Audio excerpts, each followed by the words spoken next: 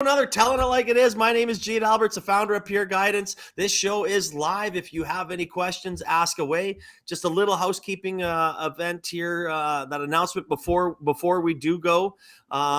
Peer Guidance, in partnership with Collectively Tangled and the Hunter Hub out of the University of Calgary, are having a 3-part series on mental wellness and the entrepreneur.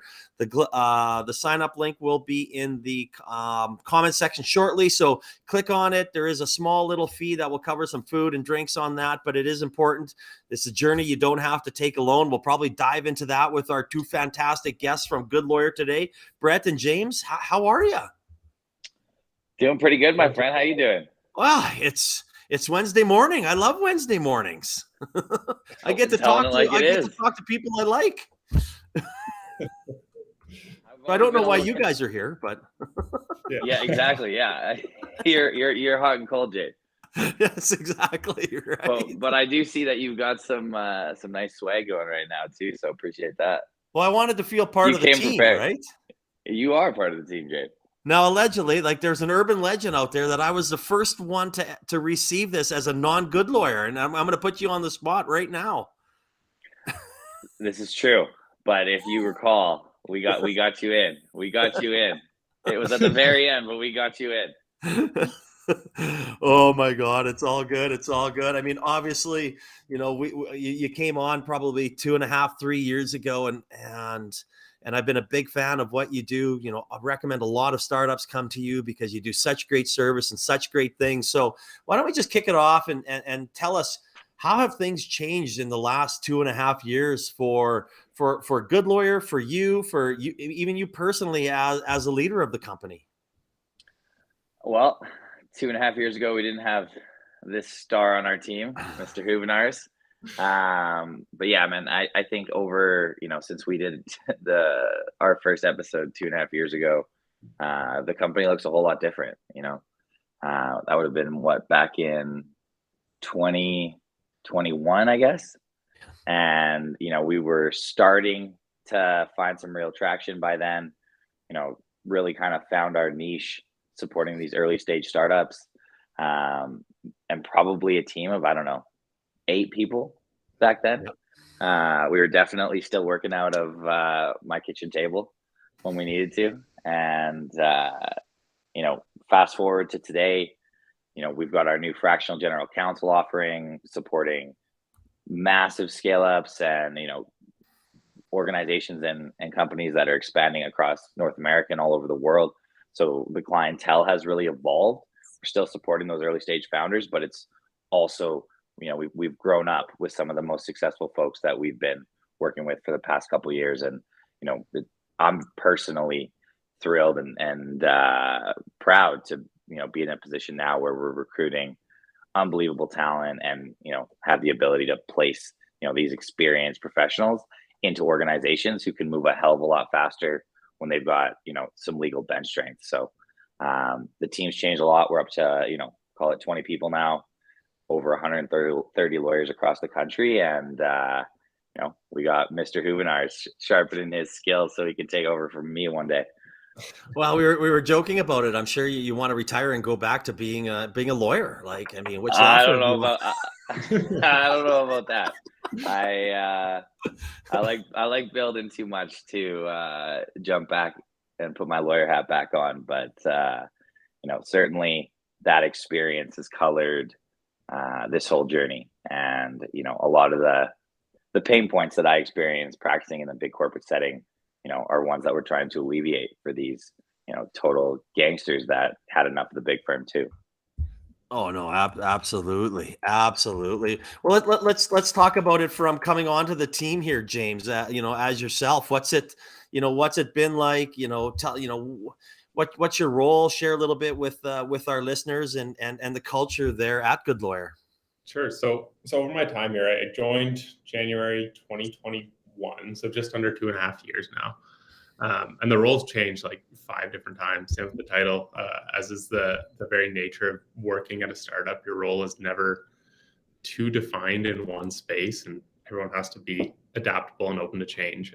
But where I sit right now is mainly on customer experience, customer success side of things. So Anyone that ever comes to Goodlawyer, they'll either talk to myself or my colleague Jeff, and we'll take you through it, find you the right lawyers, make sure you have a great experience, and set you up for success.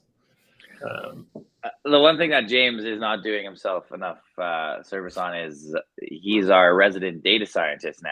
So why don't you touch on that a little bit, James? Absolutely.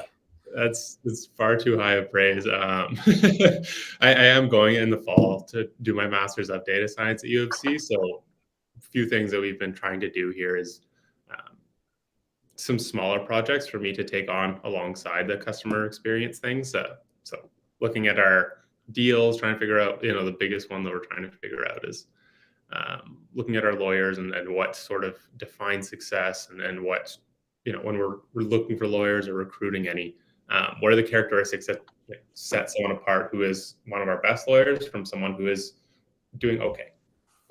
There are certainly some standouts, but it's also a very interesting and difficult issue because we can have two people with almost identical profiles, but one is doing an amazing job with us and, giving clients an exceptional experience, and one is also doing solid, but just not quite as well. So what's the difference there? And that's sort of the biggest thing that I'm tackling with the team now. Yeah, Jay, and to put it more bluntly, he's figuring out, you'll appreciate this, the lawyer batting average. He's basically playing lawyer Moneyball over here.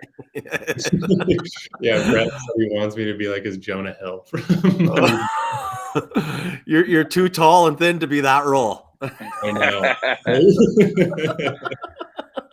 That was actually a funny experience, Jay, because when we brought James on, he's got the date there.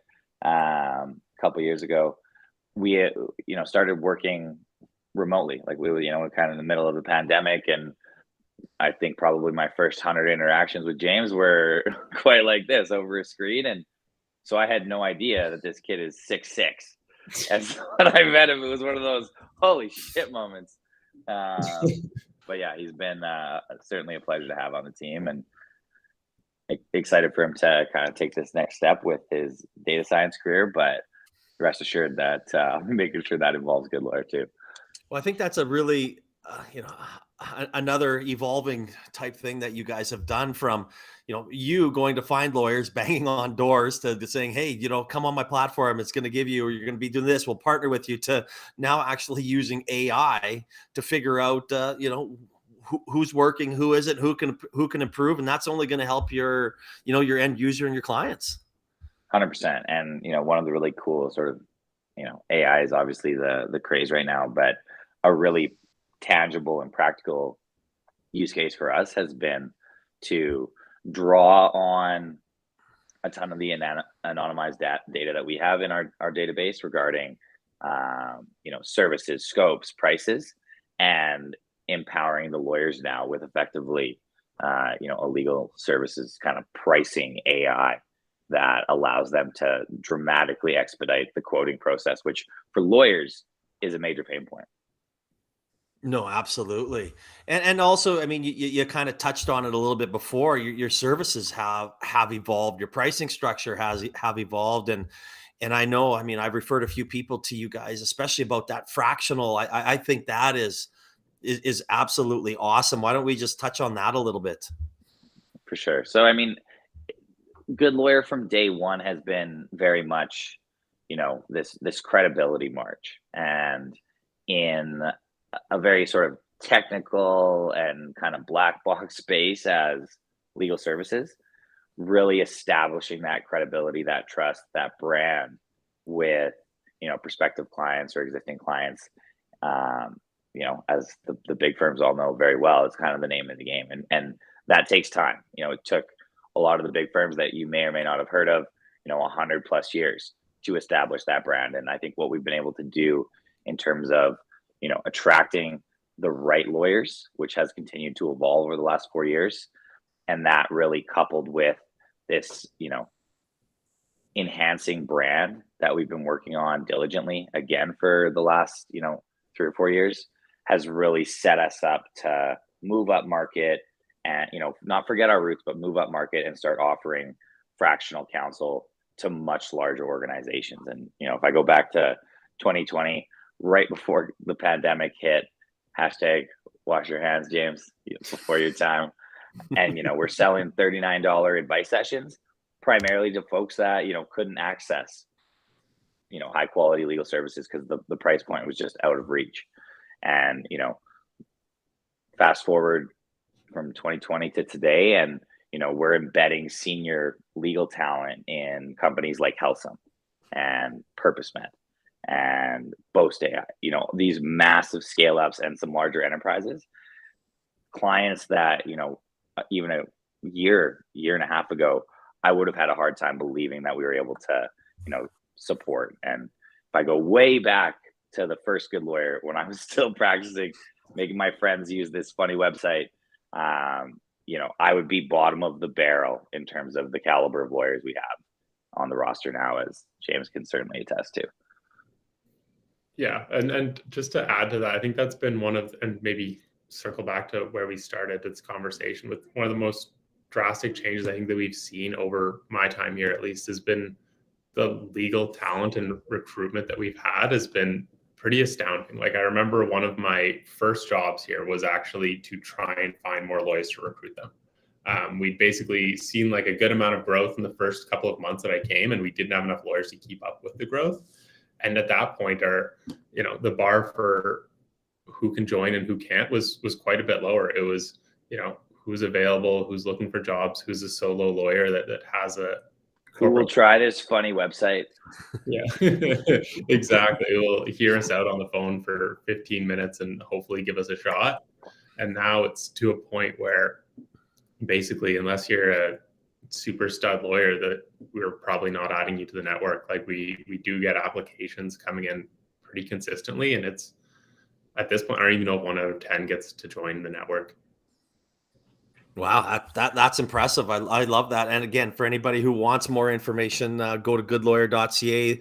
The in the comment section is their website. Just click on that, hit there, and or you can slap some questions in here, or you can complain like Neil is right now, is that Adrian got a chinchilla before he did. So I don't know how that happened. That's out of my hands. But hey, that's just pointing that out. Well, and Mr. Dancing Shoes over here, Jade. I think you'll appreciate this, because we were talking before we jumped on the live about the power of networking and events. And, one of our sort of watershed moments, and frankly, it was so effective, I think, that we haven't done one again, and it will come back likely next year, which is the Goodlawyer Summit that we ran a couple years ago. And that was really aimed, we ran it 2 days. It was totally virtual. That was where we had Doug Schweitzer come out and a ton of, on the lawyer day, sort of leaders across Canada in the profession. And hosting that event, I think on day 2 for the lawyers, we had over 500 lawyers in attendance. We had it fully sort of CPD accredited so they could get their hours in. And that was a total watershed moment for us in terms of the visibility across the profession, across Canada, and really unlocked, some of our early rock stars that have, now laid the foundation. I'm thinking the Angie Reddicops of the world, who used to be a partner at my old firm, BLG, and, she's got a PhD in ESG, with a focus on the social side of things. And being able to recruit her after she kind of watched the summit and heard our message and, saw where we wanted to go with the world of law, was a huge boon for us. And again, kind of laid the foundation for that future recruitment as we continue to sort of, truly compete for not just accessibility, which still is core to kind of my personal mission when it comes to law, but also, helping these scale ups with an option, this fractional general counsel that just doesn't exist in the firm context. So it's been a cool revolution for us that, really started with that Goodlawyer Summit back in 21. And I mean this, and this is probably the biggest form of flattery, is that I think the big guys are starting to do a change because you're making a difference, right? And you're seeing them like, oh my God, I just can't go out there and charge 5 to 10K or blah, blah, blah, whatever it is to sign a safe. or create a safe or whatever it is. And I mean, it's no knock on any of them, but again, I mean, you've done something, and the marketing has been I mean, watching what you guys have done has been just awesome. I talk about you all the time. You know, we don't have to talk about the boat. We'll get to that in a few weeks. But I mean, what that has done, and even what these have done, what your social media has done just on LinkedIn and having your team out there at events, being out there. You know, again, I said, I've seen somebody spend 80 grand with a marketing firm and get shit for it. And you guys haven't spent anything. You're out there, you're doing it. And I think, and it's a role model that a lot of companies need to replicate and need to do and need to learn from. So tell us the power, you know, that, you know, behind that has helped you grow into the brand that you are today. I mean, I would say that, you know, there's been some trial and error. I would say that there's just been a certain level of consistency and dedication from, you know, the whole team, not just a few of us that are out shaking hands all the time. It really is across the team spectrum. And I think that comes back to, you know, building a culture that people want to be a part of and are proud to be a part of and are proud to walk around town like you in your chinchilla. And, you know, I was at the Calgary Chambers Tech Roundtable last week, and stay tuned for a newsletter on the Scale Up Tower I'm proposing. But Ian, you know, Ian from KPMG, he said at the end of the roundtable, he's something to the effect of, and I'm paraphrasing, but Calgary needs a chinchilla. Like, the city of Calgary needs a chinchilla. And that was you know, I think a sort of high point of praise from my perspective, because to your point, you know, this funny little retro sweater we got has really turned into, you know, something that people notice and remember. And, you know, for an early stage startup like Goodlawyer, it's pretty cool to see. No, absolutely. And I mean, the love that you get, the comments and the shares, and I mean, and obviously the boat was, you know, a big part of that, of blowing up collisions in Toronto. I mean, these are just, you know, great ideas. That cost a little bit of money, but I know you went out there, you got partners and things along those lines. But, you know, trial and error is a really good thing if you don't know what's gonna work and what's not. That was a big swing. That was definitely a big swing. That one got Jeffrey, our director of finance, pretty nervous. I said, "Don't worry, Jeff. We're gonna get it. We're gonna get it covered. We're close to." So, you know, sometimes you got to take a swing, and I can tell you that, you know, last year's Calgary at Collision Yacht Party and this year's Alberta at Collision Yacht Party, it went further than I could have ever expected it to. Yeah, it was one of those things that, you know, cut through the noise at the largest tech conference in North America, 40,000 people there. And, you know, everybody's talking about this Goodlawyer Yacht Party thing. And, you know, they didn't even know what Goodlawyer was, but they heard about this yacht party. And, you know, before you can bring on a customer, they got to know you exist. So it was a very effective tool for that. No, and again, I mean, you know, I'm going to use your words from today. Flattery is the best form, right? And we're doing it at the Canadian Blockchain Consortium next week in Miami. You have a 220-foot yacht putting together all the top digital assets people. So again, I mean, we're following your lead. Love it. I love it. No, I do love that. And I mean, and I think it's something that you get the mayor of Miami on that yacht, Jay? We are. Excellent. He's obviously a big proponent of making, you know, Miami the head, you know, or the center of crypto in United States. So he's coming. We've got another. Hopefully, you know, Kevin O'Leary should be there. He hasn't let us know yet, but he's on. He could be there as well. So we've got quite a few people, and it's going to be a good event. And we're going to have a cigar roller. So I'm going to have just going to hang out there and smoke cigars. Maybe a few whiskeys. Maybe. We'll see how it goes.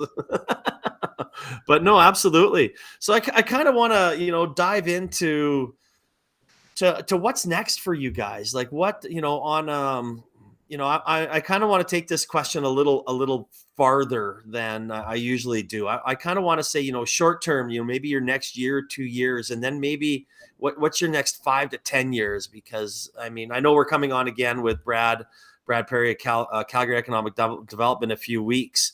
But I want to kind of focus just this one on Goodlawyer and what you guys will be. And I want to hear this from both of you, James. I would love to see how what you're working on will actually play into this as well with AI. That one's going to be tougher. The AI portion, I think that's still very much TBD. I mean, the way that and I say it's been mostly the product team rolling it out, and we're just testing it. But we've used it as tools to help with more nebulous parts of using Goodlawyer. The easiest example being matching with the right lawyer is a really hard thing to do. About 120 lawyers, different backgrounds, different skill sets. So finding the right one for your business specifically can at times be really difficult. And that's where AI can actually be really helpful. So I could see that expanding out quite a bit more and adding more functionality. Like Brett mentioned on the lawyer side, there is the AI that helps with pricing, but it has a ton more functionality than that. Again, still in testing stages, but essentially we're trying to make the product itself so good that lawyers would never want to use anything else. Not just because, we get them leads and connect them with some amazing startups, but because it is that good. It makes their life that much easier. And then the other part, and maybe Brett can speak a bit more to this, but I think that it's a bit more geographic expansion. I mean, you've seen us around Calgary hundreds of times at this point, probably now, Jade, all of us rolling around in our green chinchillas at events and whatever else. You can't miss us, but we can't. It's hard to replicate that, across the country. So if you need a few more chinchillas out in Toronto or something like that. Yeah, just to kind of flesh out a bit more of what James said, the product side of things is moving faster than it's ever moved, and it's exciting. I'm not as close to that as I would like to be right now, but it's been pretty incredible to see. And I think our unique place, in the ecosystem when it comes to, delivering legal services with these independent practitioners, gives us an edge on a lot of the legal tech folks that are trying to sell their solution to lawyers. Because ultimately the core of our product is, this network of good lawyers that can support these businesses. And so giving them superpowers with a tool that is, stupid easy to use and, can just slide in at the right moments when, a new client's coming through the door and, we've already gathered a bunch of information that can parlay directly into the service being delivered by the lawyer. We have an ability to kind of capture that moment in a way that, a pure SaaS tool simply doesn't. On the sort of next couple of years, 2023, 2024 is 100% about doing what we're doing and continuing to grow and expand and improve what we have right now across Canada. Like James said, if you're in the Calgary startup scale up business community, there's a damn good chance that you've heard of Goodlawyer. Toronto, not quite the case. We've definitely built some reputation in Toronto, but it is much, much earlier sort of in that brand recognition journey than where we're at in Calgary. So, doubling down on the Toronto market, Vancouver, Montreal, some of these other technology hubs across the country is a huge priority over the next, 18, 24 months. So, becoming that go-to solution. There are folks all across the country that don't even know that fractional general counsel is a thing yet. And so making sure that they know what that is, me and Josh, our CEO, are having conversations with, these executives and founders every single day. And there's a light bulb that goes off when we're having our conversations and how we, distinguish ourselves from, the Oslers and the Faskins or the Blakes or whoever's doing, their big milestone events, typically financing or possibly an M&A. But we fit in a different way with fractional. We're really focused on the operational day-to-day legal needs that, a larger enterprise would eventually bring in-house with a legal team. And we're just providing that at a much earlier step in the journey for these scale-ups who, the CFO, the CO is reading contracts all the time, tired of it. They've got a better use of their time that they could be working on. They weren't having to review all these enterprise sales contracts or, dealing with these privacy issues. But the disconnected external firm with the big rates becomes pretty unpalatable for a lot of those folks. So that's really where we're fitting in. And that's what we're focused on over the next, like I said, 18 to 24 months, in our sort of subject to change timeline. We're looking at being break even as a business this year. And we're looking at raising a Series A in the second half of next year. And from there, the Series A story is taking what we've proven out in Canada and heading down south. Slim chance that down south could actually mean the UK, but almost certainly heading down south and, starting to dip our toes more aggressively in the gigantic US legal market, where all of the same problems that we're trying to solve exist and are often exacerbated. So that's kind of the plan, I would say, over the next couple of years. Fast forward, we want to take Goodlawyer everywhere. The power of having a platform like Goodlawyer globally, in a space like, the legal industry where nothing like it exists at that type of scale, is a tremendous opportunity. Certainly, the opportunity, I think, of my life. And I feel really fortunate to have stumbled my way into big corporate law, which was obviously not a great fit. But, I got to see that world and, the opportunity for a market network to really take hold and, drive even further value, allow, these scale ups and earlier stage companies to access the world and be able to book a lawyer direct in Mexico City or, in Singapore. Like, that is a very cool world that right now just simply doesn't exist. So yeah, I would say that's like the long-term horizon for Goodlawyer. And then, maybe on another show, I'll talk about Good Ventures in Good City.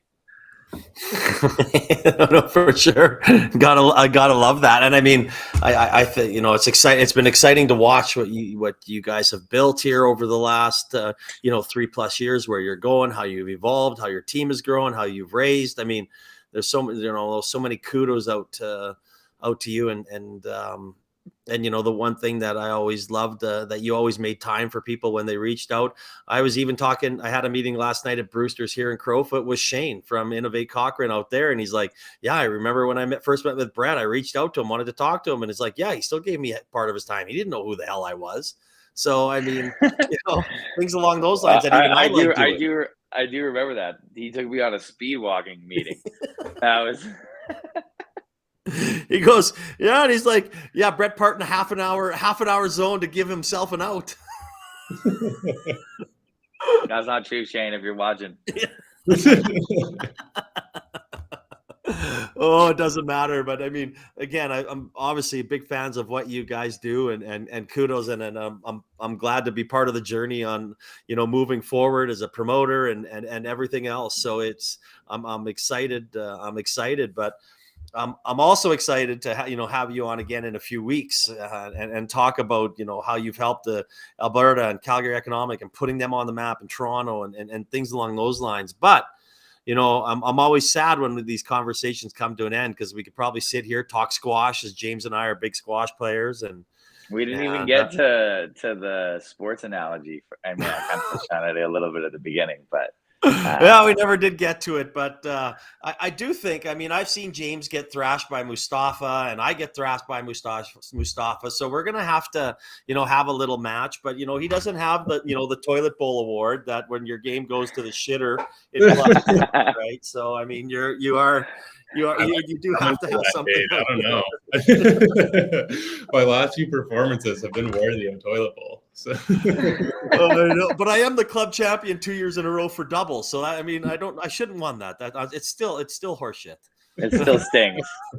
But I want to conclude with giving some advice, and I've asked this at the last of every single episode, and I love it because the answers are fantastic. So James, I'm going to start with you. If you had one piece of advice for an entrepreneur or startup, what would that be? be authentic in what you're doing, be audacious, and relentless. Those are the three things that I think sum up Brett quite nicely. Not to pump his tires too much or inflate his ego at all. He's fine there. But I think those are three things that we've done and Brett has exemplified, and they have paid off tenfold. Specifically the authenticity. I think that's a huge part of the brand and a huge part of what makes Goodlawyer a Goodlawyer. Absolutely. Couldn't agree more with that. Brett?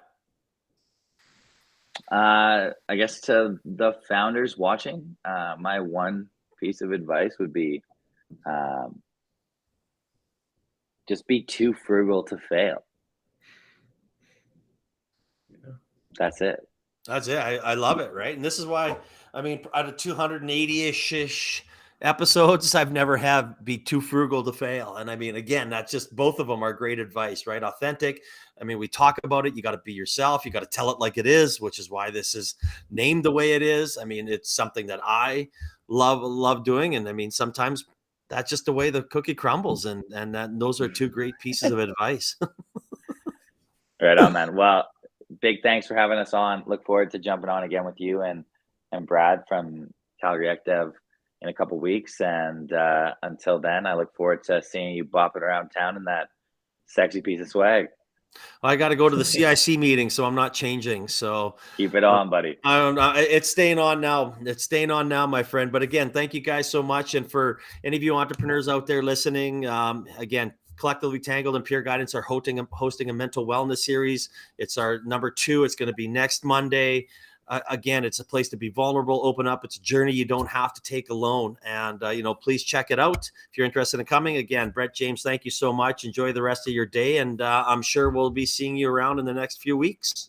And a little birdie said that Hunter Hub might be buying pizzas at the after yacht party in Toronto. Ooh. So maybe we'll see you there too. Oh, I guess, look, I like that. Mr. Craig's going to be spending a little bit of that cash. I like it. All right, gentlemen.